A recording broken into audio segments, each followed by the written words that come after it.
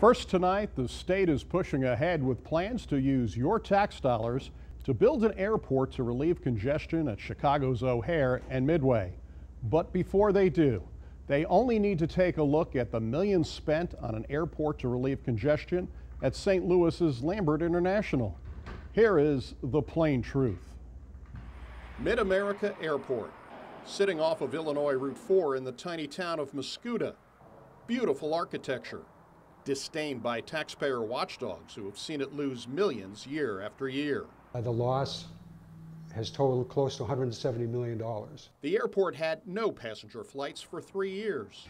2 weeks ago, Allegiant Airlines started service with one flight on Thursdays and a second flight on Sundays to Sanford, Florida. Leisure travel is really heart of the envelope for us, and free parking and easy access and family friendly. The rest of the time, the terminal sits empty. MidAmerica is a joint operation between St. Clair County and Scott Air Force Base, with the airport providing a long runway allowing the Air Force to fly bigger planes. Over $300 million have been poured in here, and groups like Citizens for Smart Growth call it an albatross sucking revenue.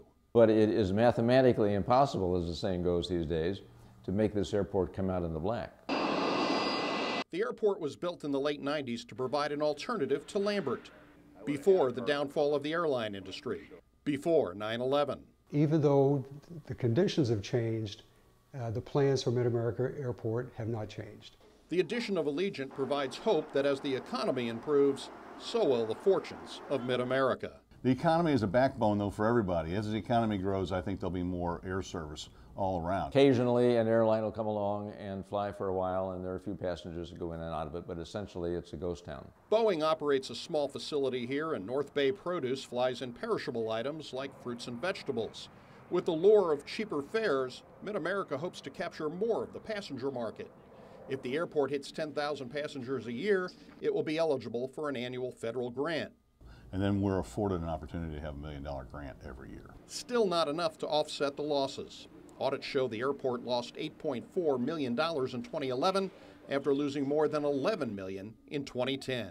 And rather than talk about the $8 million loss, the headline in the local paper was MidAmerica Airport lost $3.5 million less than it lost the year before. MidAmerica has never reached its potential and has been a drain on taxpayers. Possibly a lesson for the backers of an airport in Peatone.